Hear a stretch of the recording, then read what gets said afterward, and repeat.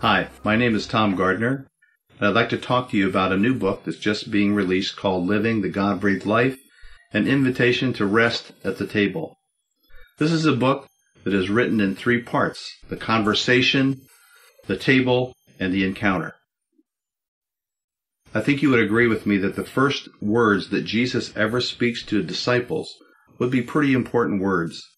And in fact, beloved, his first words are actually a question, which we can find in the Gospel of John, verses 35 to 39. And in that conversation, Jesus asks the first two followers, what is it that you're seeking?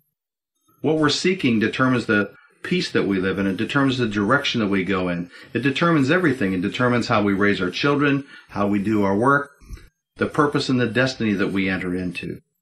And then the next question asked by the disciples is a simple question, which is a disciple's question, and that is, Rabbi, where do you live?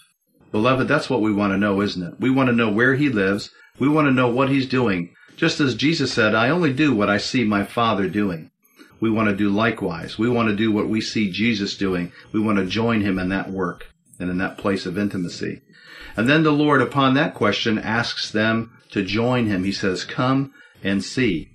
And beloved, he is inviting them to a place of rest, a place of becoming like him. The second part of the book is called The Table. The folks that know me know that I teach an awful lot about the table because I see it throughout Scripture, and there's a biblical platform in this particular book. I see that the table is a symbol throughout the Scripture of intimacy with God, of shared purpose with God, of communion with God, a face-to-face confrontation, if you will. And we set forth a theology of the table in this book, and we show us how to come to a place of intimacy in that setting. And for that particular part, we use the study of Luke 24. I think you're going to find that that's an interesting study. It's where his table, in part one, his table becomes our table, and in part two, in this part of the journey, our table, our lives become his table and his life.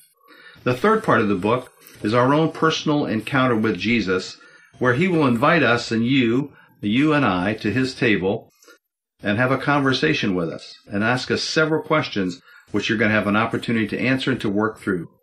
Beloved, this is a book not to read quickly. It's a book to take your time and enjoy the journey with.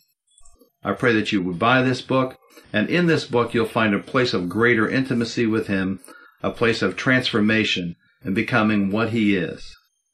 God bless you.